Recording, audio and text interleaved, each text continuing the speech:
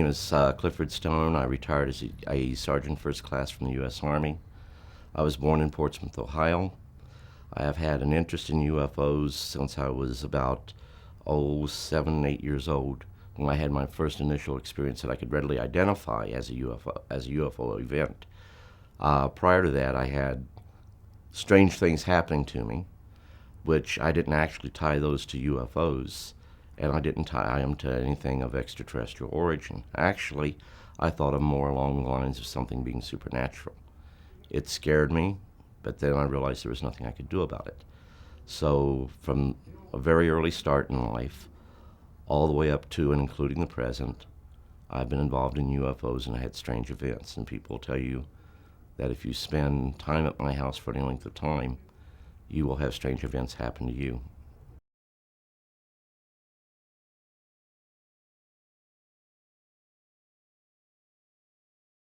We've attempted to shoot down UFOs in the past, with little effect. We actually shot pieces off, but during that time there were mechanical problems with them. The reason that you cannot go ahead and shoot a UFO down, the reason you don't have no sonic boom, you have 1/4 of an inch of a perfect vacuum all the way around the airframe. You cannot penetrate that vacuum. No weapon known to man can penetrate it. Now, do they have countermeasures where if they were up against a alien craft that was a threat to them that had the same technology, do they have measures where they could go ahead and neutralize it on the enemy spacecraft? I don't know. But I do know that that right there is the one thing that protects them, and also provides for them to travel through our atmosphere at a speed far greater than the speed of sound without breaking the sound barrier.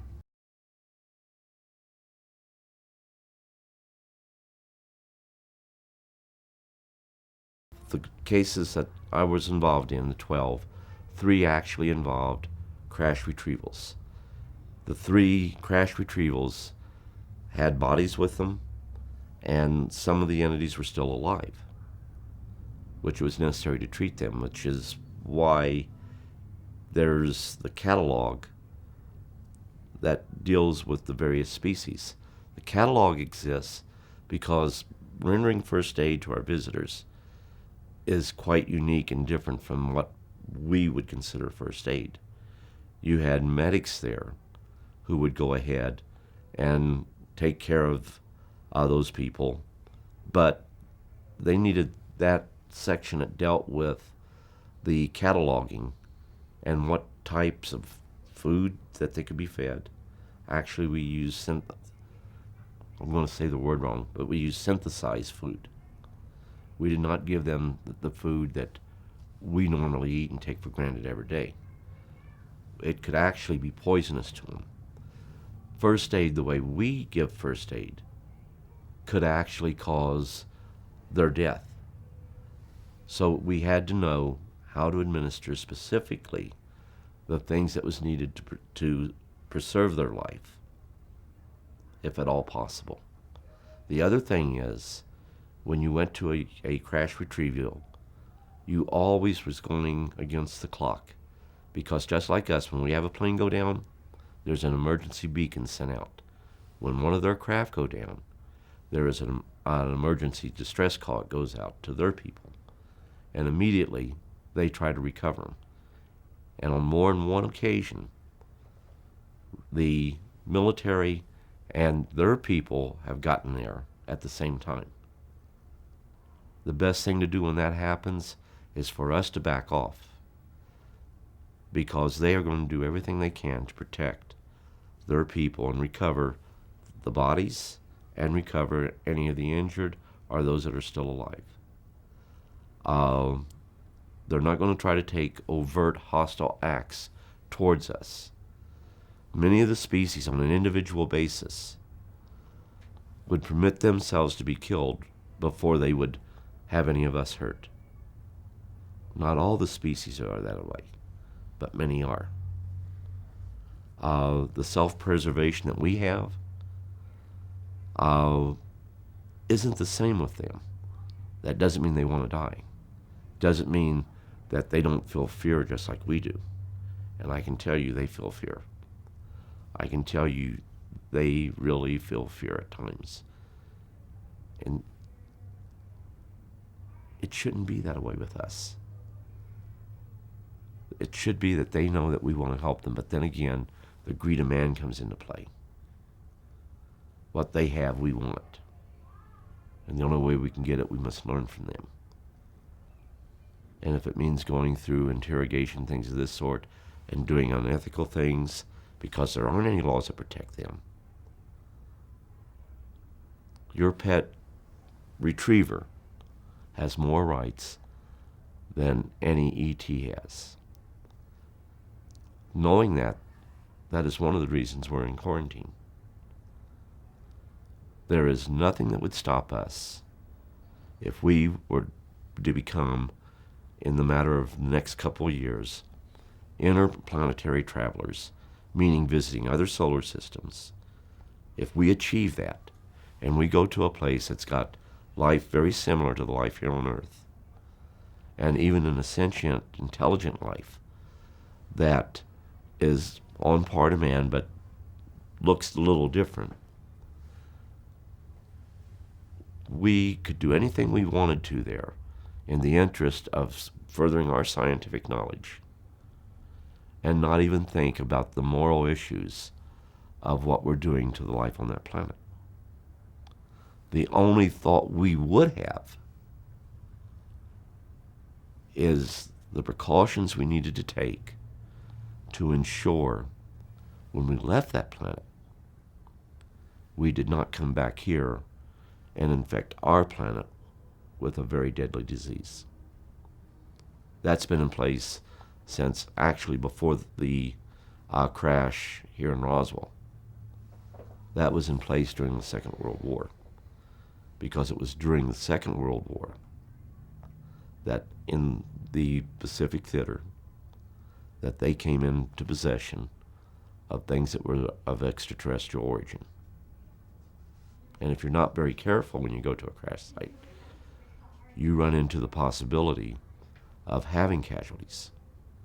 Not because they're hostile, but because you have to be very careful with the equipment that they have on board the craft.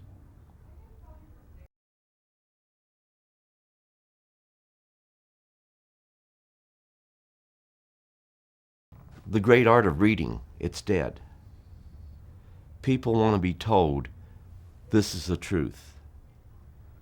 The one message that I cry out all the time, let nobody live in your mind rent-free. Make sure of these things. Read. In my case, I always allude to the documentation. And I'm always being told people don't want to read the documentation. What do the people want then? Do they want to go ahead and hide their head in the sand like an ostrich? Or do they want to be enlightened by the sun that is shining bright in day? One, you can have somebody tell you these are the facts. That doesn't make it so. You can get the documents that have the pedigree, that paint a story, that show that something is going on. Then how that interrelates with your life, to what degree of experiences have you had, then you put those together. But first you search out the truth. Then when you find out that you have had things happen in your life, or if you already know you were involved with these things, you owe it to your family and to yourself to tell them what happened in your life, why you weren't there for that ball game, why you weren't there for maybe the first steps of your child, maybe at the time of the birth of your child, but the times that you weren't there because you were out in the service of your country and it was things you were never to talk about. Now that you're out, you want to live a normal life, so you're never going to bring it up. But it's eating at you from within, inside. It's also eating away at your family. You need to let them know what really happened.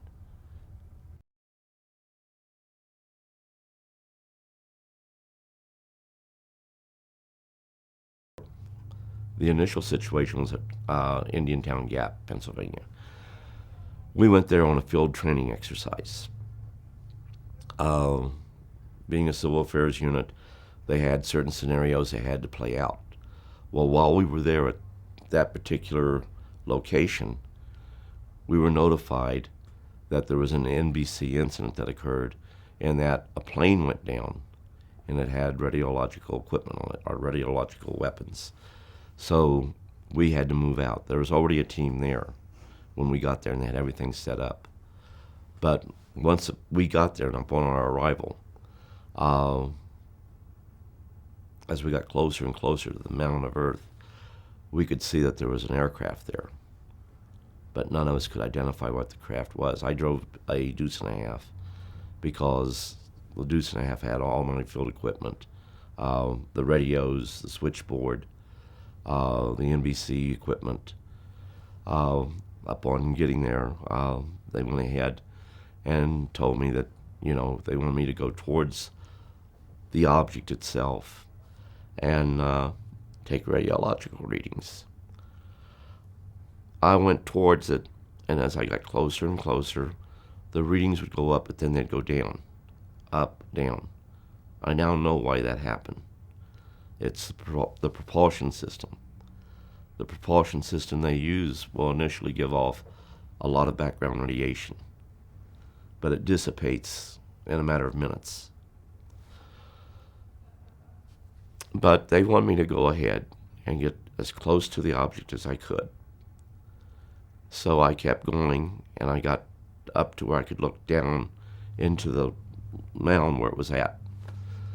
The craft was like a hill shape, and they had a canopy, but on each side of the canopy, and the only way I can describe it is like a kidney-shaped hatch that was open, and there was a body lying out there, and you could immediately tell it wasn't human. I started to call for an officer because I needed an officer to come there to see what I was seeing. This wasn't real. This wasn't something that was supposed to be happening. And they told me, no, just describe what you're seeing. And I said, no, I really need an officer up here. I said, you don't understand. I really need an officer up here. No one came. Eventually, they said, that's fine, son, come on back down. Then they told me to go back into the Deuce and a Half. That some field phones had already been set up from there. I would operate the switchboard at SP-22. And I was to stay there until I was later notified to come out. That all rations of the day would be C rations, and there were C rations in the truck. I wasn't to look out of the truck or nothing else from that point on. So that was the initial start. And from there on, there were other events that occurred. A lot of people think that you're in a unit just waiting for the next UFO event. That's not it. You actually had a real job you did in the military, but you had a double life. And on more than one occasion, we had situations where we were called out. There in the United States, I had several. In Germany, I had several, which covered all of Europe. In Vietnam, we had several incidences. But I think the biggest thing about going on these events was you couldn't talk to nobody. You had to keep it bottled up. You couldn't tell your family what you were doing. Being a clerk, I shouldn't go all that TDY. I shouldn't be gone for weeks, months at a time. My kids, they didn't understand that. And just this last month, I went on vacation, and my two sons were throwing it up to me about, Dad, you missed out on a lot of vacations with us. And I tried to explain to them it wasn't because I didn't want to be there. But I've already told them events that happened.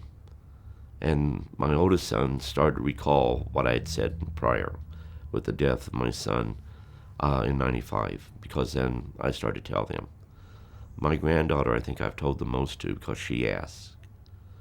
And she really took an interest in what I was saying about what happened.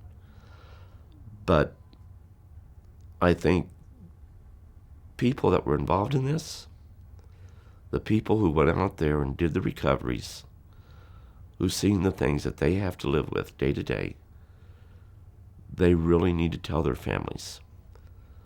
I got disillusioned with it when I found out the things we were doing to people. I got disillusioned with it when I found out, knowing the truth, we would cause people to lose their families, lose their jobs, and at times they'd even take their lives. And to me, there was nothing right about this. What purpose can it serve by telling these people who've had these events, who actually were the response people who went to these locations where these events took place, to try to tell them that there's a prosaic explanation when they knew better? But the end result, they're traumatized and there isn't no help out there. If you go and tell somebody about a UFO event or experience you had, immediately your sanity comes into question. Immediately, people question your integrity. And that's what these people have to deal with. So what do? You bottle it up and you say nothing. That's the safe thing. But it really isn't safe because it comes back to haunt you. So right now what I would like is for people who have been out there, who have been involved in this, to tell their families what they were involved with. I had an officer, and a lot of you people in the field know him. When I talked in Washington, D.C., he was involved in an incident. He came up and he asked me, how did they talk? I said, you heard them in your head. I said, it was just like you and I talking right now. And you thought you were hearing voices, but you heard them in your head. And I told him that during the event that you went through, you probably heard them say something like, do not be afraid, we are not going to harm you. Nothing bad is going to happen. But it is necessary we show what we could do if we were really here with hostile intent. He acknowledged that. He never told anybody, no one, about that, not even his family. And he acknowledged, yes, that's exactly what happened. I've never told no one. And I said, what are you going to do about it? And he said, I'm going to go home, hug my wife, tell her I love her, and tell her what happened. And to the best of my knowledge, there's a couple of people who in the field that know about that, but they've never breached the name of that person. And that's the way it needs to be. It's up to that individual to come forth and tell what really happened, the rest of the story. I tell you I've seen a UFO. I tell you that we made a report about it, that certain things happened. I can be comfortable with that. And you can accept that, whether you believe in extraterrestrials or not. But when I tell you the rest of the story, then it becomes very difficult for the person to really comprehend what a person went through.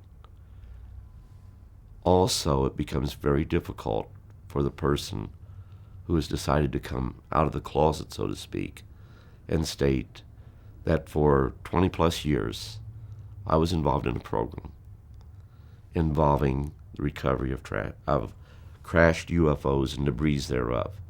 Crashes are very rare, very rare. The recovery of debris or items left behind are not so rare. To be sure, they're pretty common. A person that's involved in an incident one time, as this person was, it becomes very difficult for them to tell the whole story, even when they want to.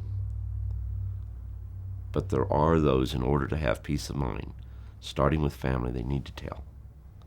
And I guess that's the message I want to get out.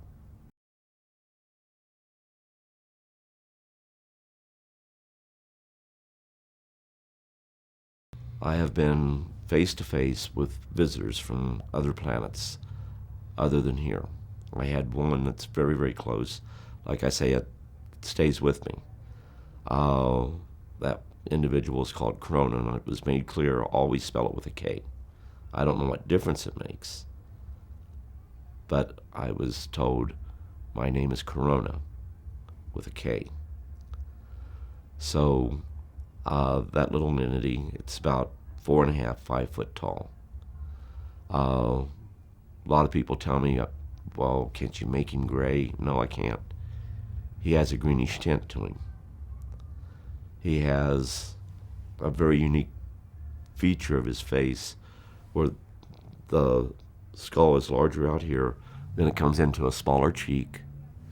The eyes are like teardrop, but with the top of the teardrop toward the inside slanted a little like this. 2 small slits for a nose and a slit for a mouth. Lips are not dominant or anything like that on this particular entity. But yet, you can see emotion within his face. And I say him because during the times that we have had interaction, we have even talked about family situations. Most often, we don't go ahead and think of them being anything like us to where they have families. We think of them as being genetically created. There's no longer that bonding between the female and the male of the species. Well, there is love there. It's not something that is missing from their society. They work towards the common good of their society. Unlike us, where a lot of times we are pulling at one another. There's competition, but the competition is working towards the common good. Not who can do the best job better. And it's so hard to put into words. It's almost like a beehive. All the bees in a beehive will work towards the common good of the colony within that hive. They do have their rogue elements, but when that happens, they are either extracted or killed within a beehive. In this case, they will refer to there being rogue elements that may be indifferent to the feelings of any other living creatures. When I was in the program, we were always told not all contact will be of a friendly nature. Now, the only time I've seen it where it wasn't of a friendly nature was when we were the ones that initiated the aggression. And it's very human to come up on something that shocks your psychic, that shatters everything that you once believed, and react hostile to that stimulus. And that has happened. Right now, we don't shoot at UFOs. We have chase planes, but they have the little crosshairs. In the past, when we chased planes and we tried to take gun camera footage, when you activated your gun camera, all of your weapons were ready to fire on whatever it is that you were taking the photograph of. That can be registered. We can do that. We can say, okay, this person, for whatever reason, is getting a lock on us. And we don't know whether he's shooting at us with a camera or he's getting ready to unload missiles on us. So that's considered a hostile act, even by our standard. What we do nowadays is that we use the crosshairs where the pilot can go ahead, hit up on the crosshairs. Whatever he's seeing in the center of the crosshairs, that's the center of what's going to show up in the gun camera footage. It doesn't go through any weapon system. Therefore, no hostile act can be registered or even be determined to be of such nature. The Russians have yet to learn this. The Russians have lost, by the time I got out, they'd lost 27 aircraft in the attempt to shoot down a UFO. The Chinese are getting a sad lesson on it now. They will shoot at anything that comes into their airspace. Now, it's not because they are taking defensive actions where they're shooting these planes down. It's just that sometimes when they use their defensive system, it has an adverse impact on the aircraft fighters trying to shoot them down.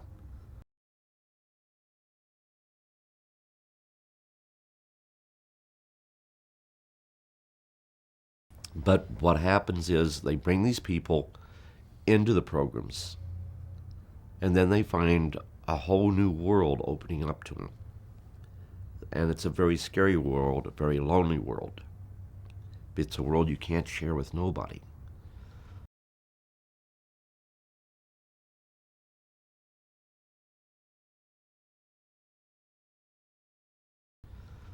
Now, there is a school, and they will send you to that school. I always fought not to go to that school, because when I met the people who came back from that school, they were different. They were cold, they were callous. They didn't really care about what happened to certain other people. That people that they had to go and talk to, that these people, they were just numbers. They were a mission to make sure that they didn't talk. And whatever happened to the people, that was not a problem of theirs. That wasn't a concern. They wound up killing themselves or start having mental problems. Then they would joke about it. And I thought, this is a horrific thing that we're doing, that it shouldn't be that way. And ultimately, one case right here out of New Mexico, where they drove the person insane. And I kept trying to talk to the person, look, don't go down that road. But he trusted the very people that he knew were government agents not to cause that to happen, and trusted them emphatically. And at least one government agent feels pretty badly about what they did to that person. And everyone should. In short, we should be telling the people the truth, that these people aren't crazy. They're having, from one degree to another, some type of interaction with our visitors. And we got people out there right now, John Q. Public, that has things bottled up in them. And I mean, this is a large number that have had interaction with our visitors to a more or less degree of some sort, who have actually blotted it out of their memory. But they need to know what really happened, and when they start thinking about it, they don't really know where to go and search out answers. I can remember seeing the sky, the night sky, filled with stars. Yet, I don't remember it happening before or since. But I do know that I have been in many deserts, many dark areas, on clear, crystal clear nights, in which I could see many stars, but nothing like a couple of events in my life. And the only thing I could say was, part of that I'm blocking out. I have to be blocking it out. Because the only way you could have seen all those stars is from a vantage point where you were not on this planet. That being said, I have no recollection of ever being abducted.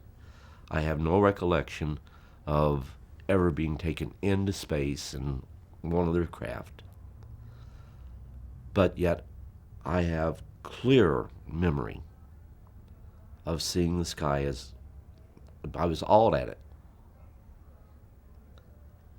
but I can explain why I have that clear memory.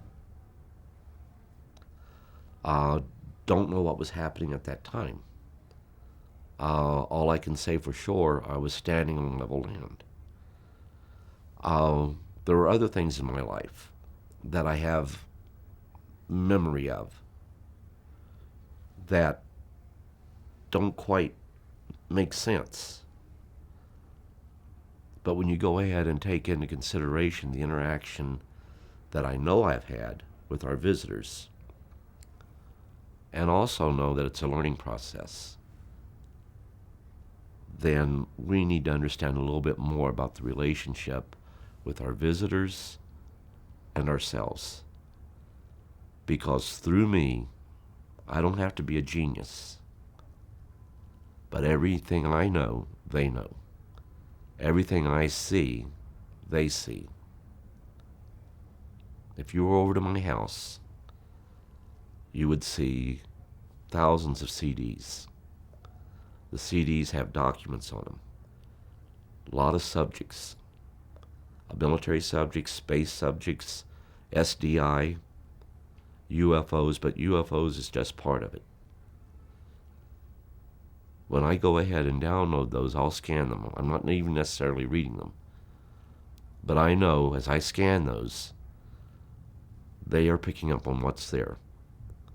So whether I have memory of everything that I've seen in the documents, they have memory of everything. And somehow, some way, using me, they can record that information and save it for prosperity. They also learn from that information, but they learn from us throughout life.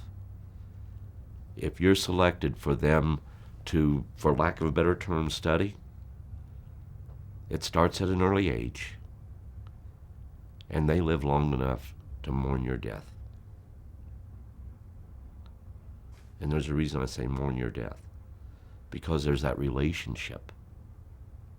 It's hard to explain. It's not like your best friend or something like that, but there is that relationship. And that relationship is more human than what most people would think. But it's also with our visitors. It's hard to explain. It's hard to put into words.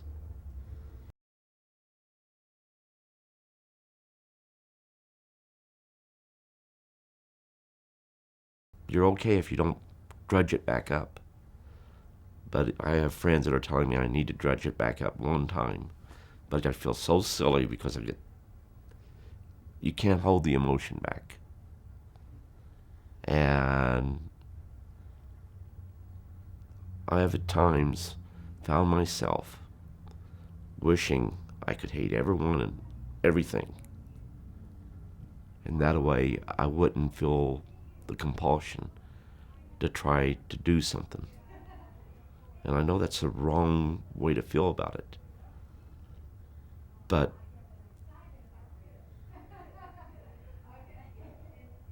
I can't hate.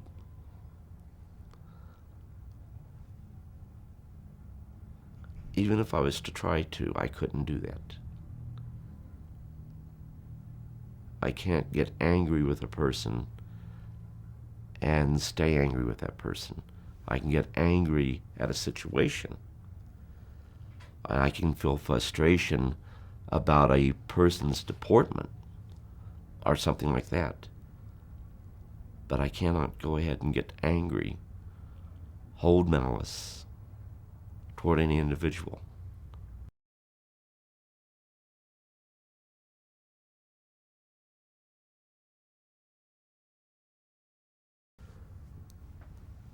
I guess it's just a situation where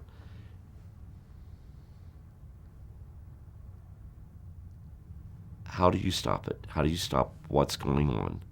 How do you get it out there without the hard evidence to let people know these things are going on? I do know that UFO sightings really are, whether reported to the media or they're reported anyplace else, UFO sightings are on an increase. Now, in the 50s and 60s, people would report lights in the night sky.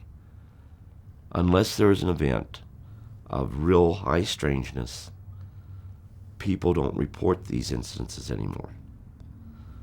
Once again, even in today's world, if you have an incident of high strangeness, you have the tendency not to report it. But I would suggest there's more going on than person just being within 500 foot of a circular craft or an unusual craft. There's more going on than that person just seeing that craft and a strange-looking being next to it, or looking up and seeing a craft and see a strange-looking being looking out, for lack of a better term, what they call a window. There's some segment there that's missing that they don't have full understanding of. But it will visit them at nights because they will have nightmares about it. And they won't understand the nightmares. They will be trying to find answers to certain questions that have come up to them, not understanding the connection to the sighting. So there's more interaction going on than what people really know. And it's going on with a large number of people. And I guess what I'm saying is we really need to get those people to start talking. And it's not just generic to the military, and the military doesn't have a handle on that. And it's not just generic to the U.S. It's worldwide. The government's covering up the knowledge that they have that some UFOs are in fact interplanetary spacecraft or interdimensional, multidimensional craft. Both can be one and the same. But we have a sentient life, much more evolved, much more intelligent than we are, that are visiting our planet. And we're keeping this information from the public.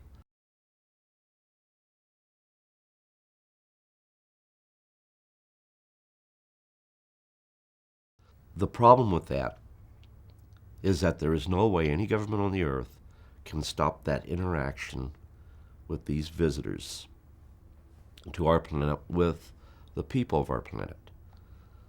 For example, the reason they used me as an interfacer was because of the events that happened in my childhood and in my teen years. And somehow, some way, they knew about it. They can't teach this in school. They have to find people in the civilian sector to bring in to the fold, so to speak.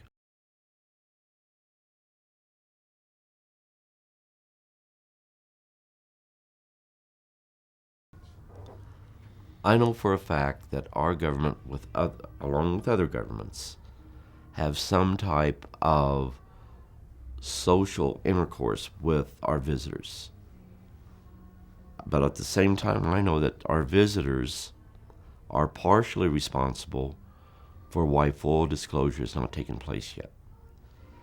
And that's easily proven. Given that they are here, what power on earth could stop them from making themselves known if they wanted to? That being said, I feel that governments need to find a responsible way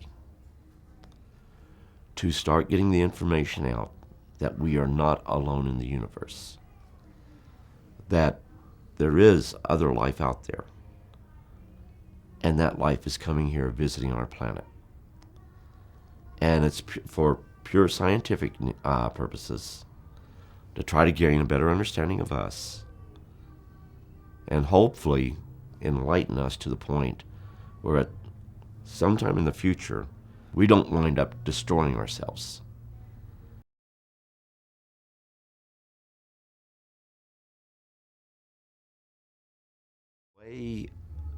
As a child, I had the situation where I'd have playmates that were invisible. Well, everybody has those, right? Everybody has imaginary friends. Only this was more than that. They wasn't imaginary. They were real to me. And they would always caution me, be careful what you say about us. Others can't see us. But they looked very human. At the time, I was always trying to help little animals. If I found an animal hurt, I'd try to nurse it back. I found a little bird once. It had fallen out of its nest. And I took the bird, and it had broken its beak. So I took the bird and held it under a faucet, trying to wash away the blood, trying to help it. Of course, I drowned it. Now, in a child's mind, you know, they don't understand that birds die, and God in his infinite wisdom doesn't have a grieving process like we humans have when we lose a loved one. To me, I murdered that little bird. The mother and father are going to be missing their little baby, all because of an action I did. And it really bothered me. I mean, I cried for weeks over that bird. But then, first time I see Corona, as he really is, he appears and he's startled. He wants to know why he's feeling what he is feeling. Why am I feeling what I'm feeling? Because as a result of what I'm feeling, he's feeling it. And I mean, the response wasn't there. I screamed, you know, and I ran to try to find a place to hide. The question stood, why? Why did I feel that way? I couldn't explain why I felt that way. After I overcame my panic, and that's what you would have to call it, because my aunt couldn't even control me. She tried to keep me in a chair, and I wanted to get out of that chair. I wanted to find a place to hide, but there was no place to hide. Where do you hide? Where do you run to? But the question, you know, why do you feel this way? Why is it that this bird died? Why do you feel such heavy grief, such heavy pain over doing that? Then the other thing was, why do you try not to cry? Is crying not natural for your species? I'm a kid, I can't answer those questions. But, you know, eventually, the thought process, they were picking up on the fact that I was identifying this bird in human contents, i.e. the taking the life of a child. Knowing firsthand, now, at the time I didn't. I could only imagine. But knowing firsthand now, I can even understand a little better. But to me, the bird had a mother and father. The mother and father's going to miss that bird, their baby. And these were the emotions that was inside of me. When my son passed away,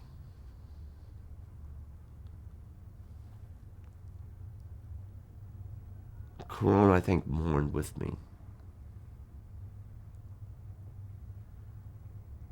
And I always, even today, I visit his grave. But one day I was praying and Corona said, "Do you mind if I pray with you?" And I said, "Not a problem, pray in your own way." And he got down on his knees just like we did.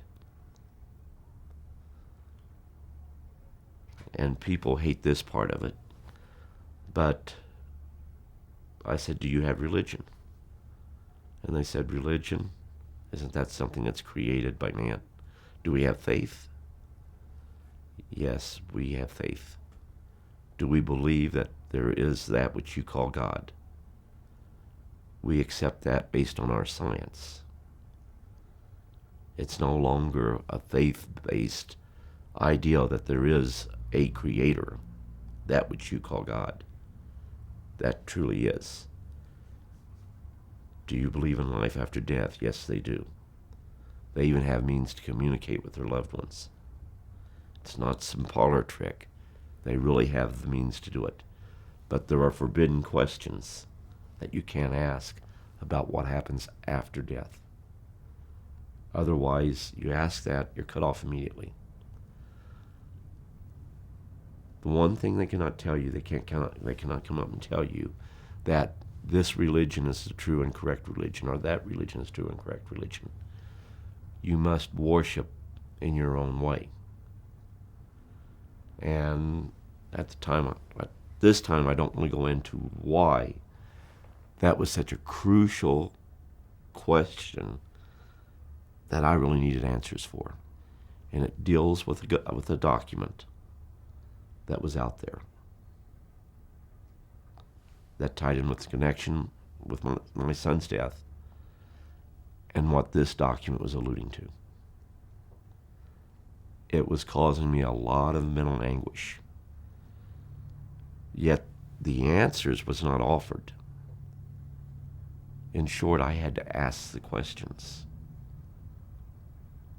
But it was brought about by the point of, why don't you ask these certain questions? It wasn't, well, we know what you want to know, so here's what the answers are. So it was played out, so to speak. And it was over a period of several days. And they even permitted me to see my son. I don't want to talk about that right now, but someday I really need to get that out. Because there were 2 times that happened. And they're really beautiful stories, I think. But very hard for me to tell.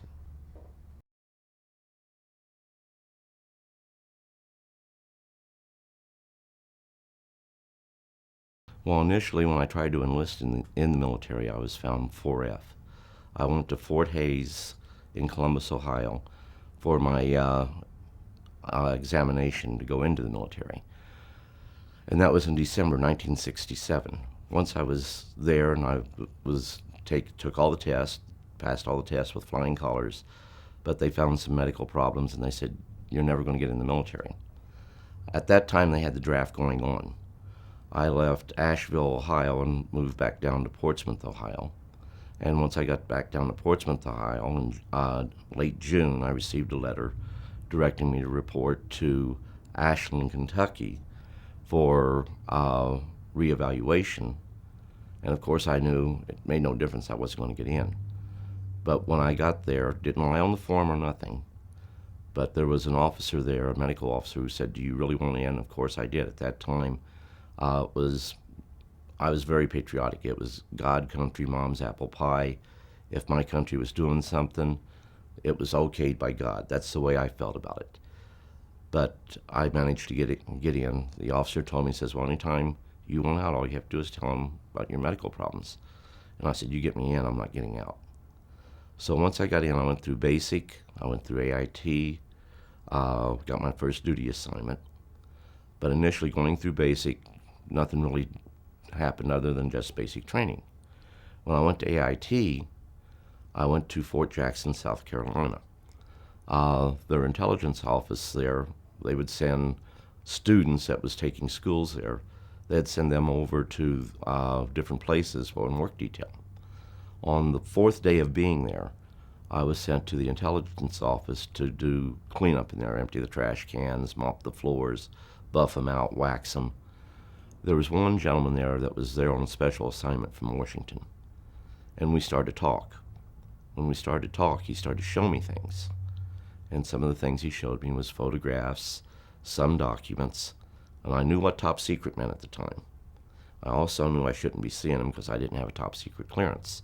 There were words that was past the top secret, and I didn't understand what those words were at the time. I didn't understand in parentheses at the beginning of every paragraph what that was all about. But I did know top secret. I did know I wasn't supposed to be seeing these. And initially he asked me, how do you feel about UFOs? Well, my mom didn't raise any fools, so I knew that military and UFOs didn't mix. So I said, I don't give it much thought. And he laughed and says, come on, I don't really believe that. Everybody thinks about them. And I said, no, sir. I said, I don't even think we should be carrying on this conversation. He says, well, let me show you some stuff. Then he showed me, and I said, sir, are you sure you should be showing me this? And he says, nope. I said, yes, I know I shouldn't be showing it to you, but you need to see it. I said, well, we could get in trouble, and I don't think I should look at it. And he said, okay, back up, regroup. I'm not showing you anything I'm not supposed to. You will understand later on. But I started to spend a lot of time doing this stuff, but I never went to class. I never typed on a typewriter while I was there at Fort Jackson, South Carolina. Yet when I got out, they said I could type 73 words a minute. When I went to my first duty station, which was at Fort Lee, Virginia, 36th Civil Affairs, I proudly advised my first sergeant that the one thing he should know about me, since I was a clerk typist, I couldn't type. And he looked at me kind of strange, and I was going through my record, says, yeah, Alan obviously don't know the difference between the branches of service.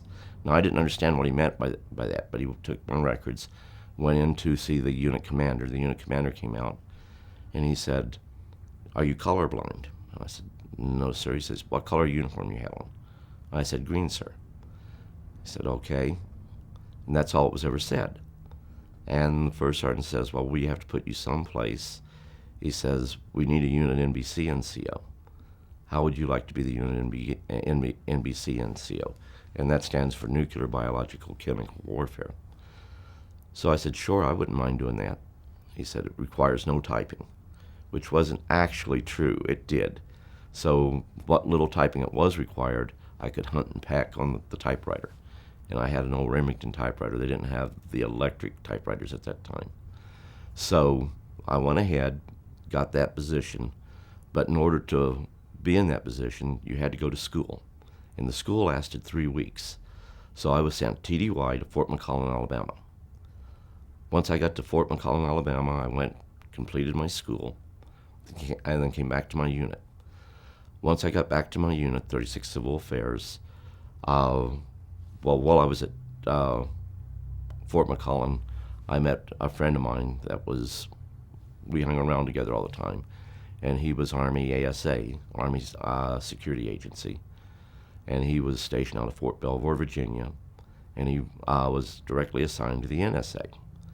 Anyhow, he invited me to come down to visit with him sometime, and I said, sure, I'll try to do that. Anyhow, getting back to where I go back to my unit, I went to my unit, started to set up my office inside the NBC room. I also had the requirement of taking care of our communications equipment, like the switchboard, the field phones, the Prick 25s, which were field radios, the Prick 46s, which were vehicle-mounted radios. And in the process of doing that, I was assigned to what was called an NBC Quick Reaction Team. Now, these were all over the United States. Nothing mystique about them, other than what their assignment is. Should there be an NBC incident or event, then you would go ahead and have one of these teams move out. And they had to move out in such a way that they had two different teams. Even today, it's the same way. They had A team and B team. A team would move out and had to be on location within 2 hours. B team, which was a backup team, had to be there within 4. So I'd be put on alert status when we would be called up to do it, and each unit would provide for that. One day, there was a requirement that the NBC officers go to Fort Belvoir, Virginia, to go ahead and get some additional training. So I drove our OIC, which is officer in charge of our team, to Fort Belvoir, Virginia. Upon arriving at Fort Belvoir, Virginia, there was this old theater-like, and all the officers weren't there. We stayed on the outside, the drivers did. Long about chow time, the drivers decided they were going to go to the snack bar. I didn't have a whole lot of money at that time, because I sent most of my money back to my mother. But I made some sandwiches and stuff of this sort and took with me, so I'd have something to eat, And there was an airman there. And with both of us being there, we decided, well, let's go inside, see if we can find a place to eat.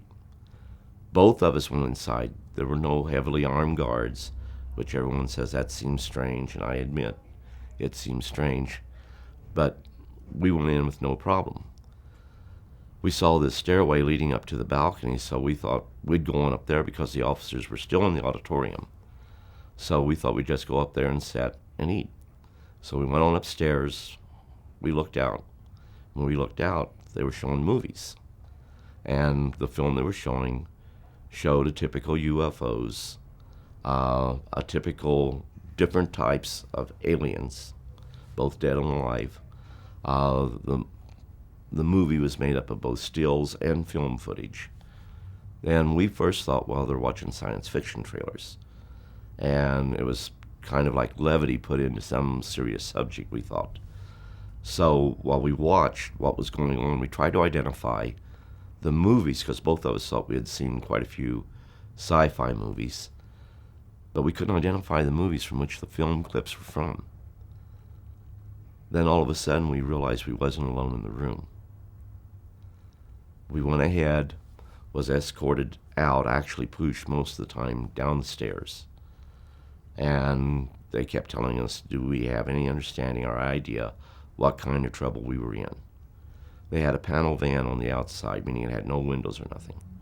They put us inside of that, pushed us inside of that panel van. Did not have no lights on, it was total dark back there. Drove us to an undisclosed location. And I don't want to get into it at this time, but for 4 nights and 5 days with me, I was put through what they call intensified interrogation. The airman, he got out of it a little earlier. When I got back to my unit, we were both told never to say anything about what happened to anyone. When I got back to my unit, it was on a Friday night. The only thing I wanted to do was get some sleep. So I went to bed. Saturday morning, I was woke up by the CQ, charge of quarters, and he directed me to go down to the first sergeant's office, that I was needed there in the orderly room. So I went on to the orderly room, went to the first sergeant's office, and the first sergeant wasn't there. Then I was called into the unit commander's office. When I went back there, the 2 gentlemen that were doing the intensified interrogation, they were there. So they went ahead and asked me what happened for the week. And I said, what do you mean? Well, you were AWOL for a week. And I said, no, sir, I was not AWOL. What were you doing? I was following orders. And these were the same 2 people that put me through the interrogation. And they said, no, you were not here for the 2 week, or for the week. I said, I wasn't here, but I was following orders. And they said, okay, are you going to tell us where you were at or not? So I was wondering what was going on. So I uttered something to the effect that, you know what happened. You were there. Then one of them went really ballistic, for lack of a better term. And he went ahead and said, I told you we should have shot him. I told you we should have not let him just leave there. And he even pulled out a weapon and said, I say we just shoot him right now to ensure he keeps quiet. We'll call it a training accident. Well, what happened was the other guy said, calm down, go get us some sandwiches and coffee. So he went out ranting and raving as he went out. So finally he went ahead, the guy had stayed behind, and now I'd call it the good cop, bad cop routine. He went ahead and was talking to me and says, look, you know that UFOs are real. You have had experiences, and your country needs to utilize you in those experiences. We want to make you a part of a team which isn't put together. It's loosely knit. You do your job here, but in the event of a UFO event or incident within this location, you would be utilized. Now, if you're willing to do that, we'll go ahead and forget about the AWOL. If you're willing to do that, you will be made to understand certain things that we know, but you will also be in a position to learn a whole lot more. And it makes no real difference. By the end of the year, the truth is going to come out anyhow. Well, they were talking about the Condon Committee report. At the end of the year, it came out, but did not say anything about the reality of UFOs. By the end of the year, I knew what our government was doing. But initially I said, well, no, I really don't want to do this. And they went ahead and said, well, we'd like for you to change your mind because you could be court-martialed for that, for the AWOL. Says the one thing you can really be court-martialed for is that you're in the wrong branch of service. Well, I was just a young kid at that time. And I couldn't understand what do you mean, the wrong branch of service. And he gave me my enlistment contract. He says, what does it say here you enlisted in? I said, it says Army. He says, read it. I said, I've been in the Army for what, 8 months now? And he says, read it. The oath has United States Air Force. The front of the DDD Form 4 on the very first page said that I had read and understood Air Force Form 117. I wasn't in the Air Force, I was in the Army. So they were making it as though that this was a terrible breach of my contract, and that I'd cost the U.S. taxpayer a lot of money. Now all I had to do was re-enlist for 3 years, go ahead, do what they wanted me to do, and play ball with the program. And I would be able to go ahead and to have my records changed where it said Army. There would be no charges brought up against me. And I was told I had till Monday to make the decision. Monday morning, one of two things would happen. I would be hit up on charges. Charge sheets would be drawn up, and an Article 32 investigation pursued, which was an investigation to determine if there was sufficient evidence to take you to trial. And I was appraised of the fact there was sufficient evidence to take me to trial. So after they hit up on that for the weekend, I still felt uncomfortable re-enlisting. But I decided, fine, I'd do it. So I re-enlisted. And it wasn't a choice. Monday morning, I re-enlisted. End of discussion. They had the paperwork already done. And they were pretty sure I was going to. That's why they had the paperwork done. But I went ahead, took my re-enlistment, got that, and nothing happened for some time. Then we had a situation where the initial situation was at Indiantown Gap, Pennsylvania. We went there on a field training exercise. Being a civil affairs unit, they had certain scenarios they had to play out.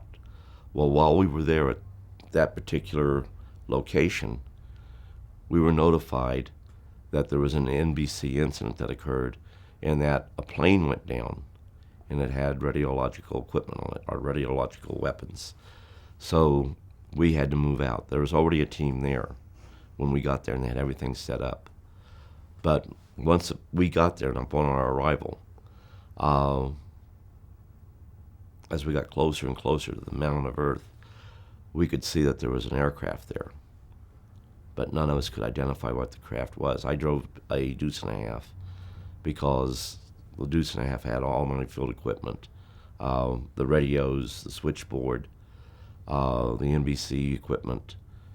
Upon getting there, they went ahead and told me that, they wanted me to go towards the object itself and take radiological readings. I went towards it, and as I got closer and closer, the readings would go up, but then they'd go down, up, down. I now know why that happened. It's the propulsion system. The propulsion system they use will initially give off a lot of background radiation, but it dissipates in a matter of minutes. But they want me to go ahead and get as close to the object as I could. So I kept going, and I got up to where I could look down into the mound where it was at. The craft was like a hill shape, and they had a canopy, but on each side of the canopy. And the only way I can describe it is like a kidney-shaped hatch that was open, and there was a body lying out there, and you could immediately tell it wasn't human. I started to call for an officer because I needed an officer to come there to see what I was seeing. This wasn't real. This wasn't something that was supposed to be happening. And they told me, no, just describe what you're seeing. And I said, no, I really need an officer up here. I said, you don't understand. I really need an officer up here. No one came. Eventually, they said, that's fine, son, come on back down. Then they told me to go back into the deuce and a half. That some field phones had already been set up from there. I would operate the switchboard at SP-22. And I was to stay there until I was later notified to come out. That all rations of the day would be C rations, and there were C rations in the truck. I wasn't to look out of the truck or nothing else from that point on.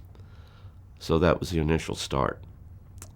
And from there on, there were other events that occurred. A lot of people think that you're in a unit just waiting for the next UFO event. That's not it. You actually had a real job you did in the military, but you had a double life.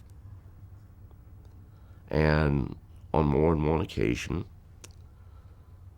we had situations where we were called out. There in the United States, I had several. In Germany, I had several, which covered all of Europe. In Vietnam, we had several incidences.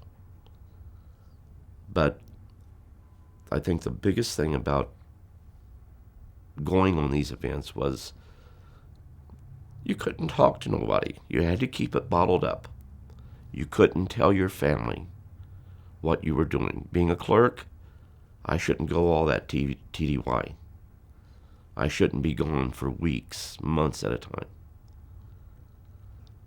My kids, they didn't understand that. And just this last month, I went on vacation, and my two sons were throwing it up to me about, Dad, you missed out on a lot of occasions with us. And I tried to explain to them it wasn't because I didn't want to be there.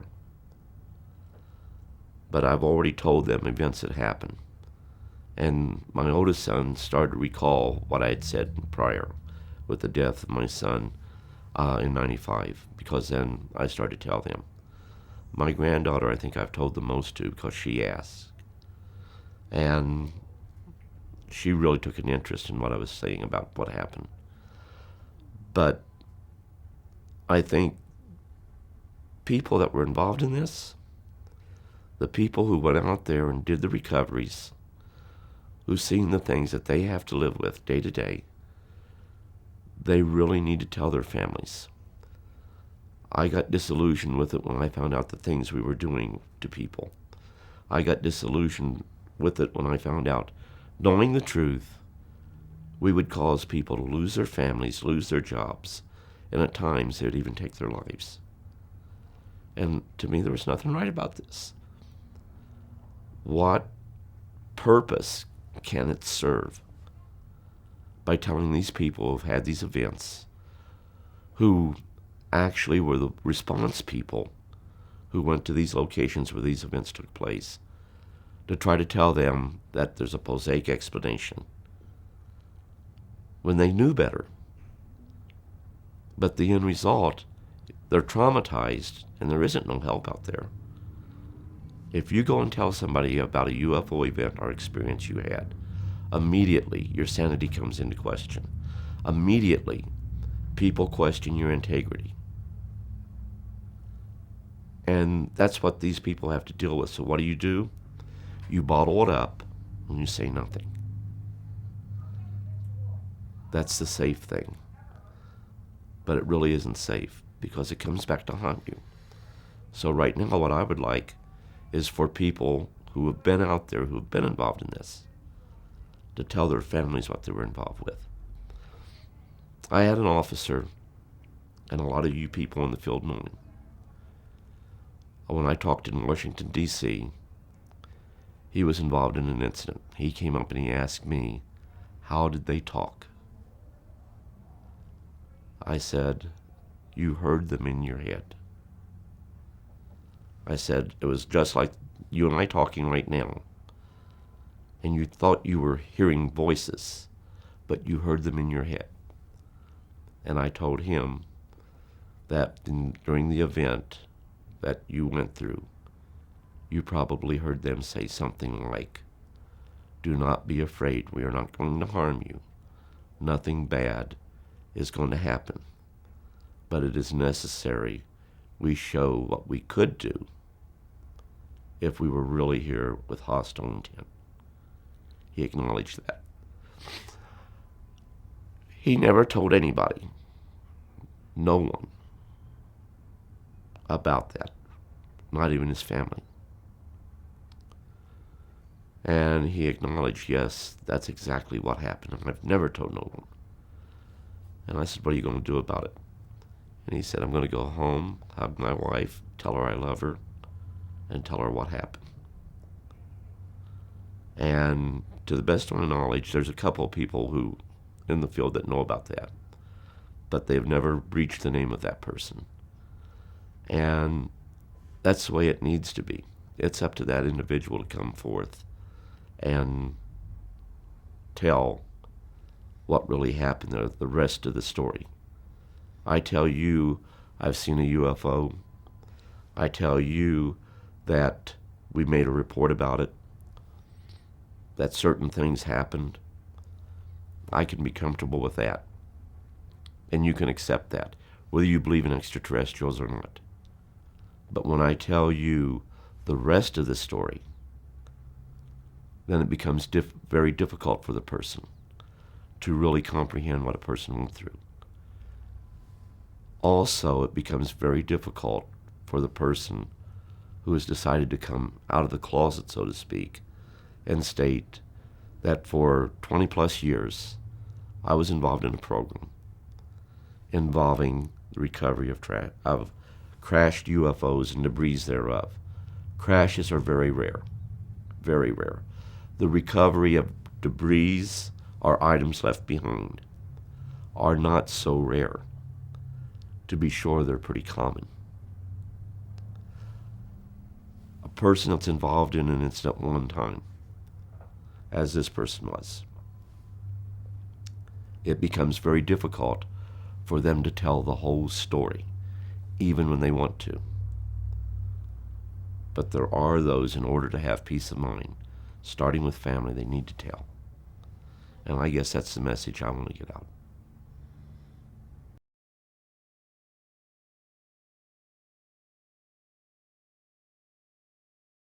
If we keep going in the direction we're going in, we ultimately are going to fall victim to our own technology and ultimately destroy ourselves. Either you grow spiritually with your technology, or you fall victim to it. Here it is, we say the Cold War's over, the threat of nuclear exchange is behind us, but we've already fallen victim because terrorists are thinking about using dirty bombs. The greed of man provides the materials to do that. The desire to not have secrets, have it on the internet on how you can make a dirty bomb. So it's not the governments anymore that is in total charge of that awesome technology. They can't do as good at it as organized governments can in laboratories, making all the nice nuclear weapons and all the nice ballistic missiles as delivery systems. But they can make crude weapons. And I would remind everybody that a Stone Age spear can kill you just as easy as an AR-15 can today. So it doesn't have to be a highly sophisticated device, nuclear device, which would be a dirty bomb. But you would also have the aftermath of it going off. We really need to get to the point where we start to become more spiritual in our involvement with one another. We have to care what happens to one another. And I'm not talking religion here. I'm talking about what's in every person. There's that drive to really want to care what happens to other people. There is that adage, once we go ahead and get to that spiritual plateau where we can really apply it within our lives, that there but for the grace of God go I. And if we get to the point where we really want to go ahead and be concerned about the other person, this world's going to be a much, much better world to live in. Until that happens, we are a world in quarantine. We will be able to explore our own little solar system. We will be able to look beyond the envelope. But we won't be able to go out and explore the cosmos. We will fall victim to our technology long before that happens, unless we grow spiritually. If we grow spiritually, the day isn't too awful far off then that we will be going into the cosmos. We will be visiting other worlds. At some point, we will be the aliens, and we will be someone else's UFOs.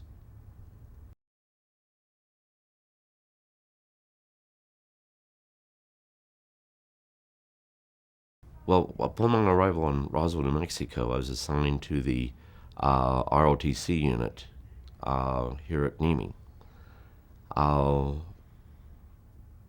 Some of the people that was over me did not like the idea that I was involved in UFOs. So they gave me what they called a lawful order not to go ahead, filled FOIA acts for information, not to correspond with senators, not to go ahead and correspond with anybody in any type of government agency dealing with UFOs or requesting information on UFOs. I considered that an illegal order, so I continued to do it. The end result was they went ahead, they relieved me of my duty, they forced me to undergo a psychological evaluation, which, dare I say, I came through it with flying colors. The one nice thing about it was they said, guy's not crazy. If he's done something he should be court-martialed for, by all means court-martialing. They tried to go ahead and force me to retire. Then they wanted to go ahead and process a disciplinary discharge on me. I resisted all of that. At one point, my executive officer called me into his office and said, okay, you're going to tell me everything you know about UFOs. We're not leaving until you do. I said, well, sir, do you mind if I smoke? If I smoke? And he said, no, go right ahead. It's time I smoke cigars. So I lit up a cigar. And he says, okay, you ready to talk? I said, you going to call your wife, sir? And he said, why do I need to call my wife? I said, because, sir, if you're waiting for me to tell you anything, it's going to be a cold day in hell, and we're going to be here for a long time. This is information your wife should know. He then went ahead and said, well, I'm not mad at you. I just don't think you should be doing this. And besides, what difference does it make to you if the Pentagon has 50 flying saucers of extraterrestrial origin? At which time I told him, sir, you have the luxury of not knowing the truth. Unfortunately, I do not share that same luxury.